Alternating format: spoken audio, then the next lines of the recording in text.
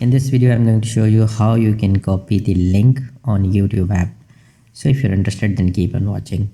Now, first of all, you need to open the app and then you need to select the channel for which you want to copy the link.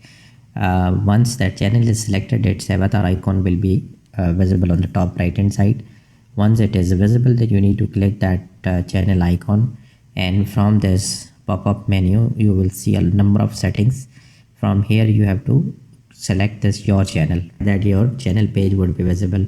So all you need to do is that you just need to click these three vertical dots on the top right hand side, and you need to click the share button.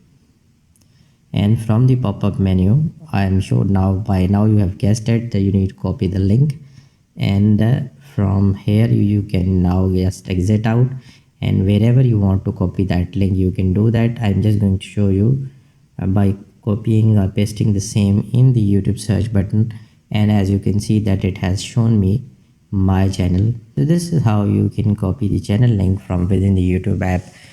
If you want to see more tutorials on the how to tips and tricks about the YouTube, you can click the playlist which would be visible right now on the screen. Thank you for watching daily, and if you like this video, hit the like button, share and subscribe.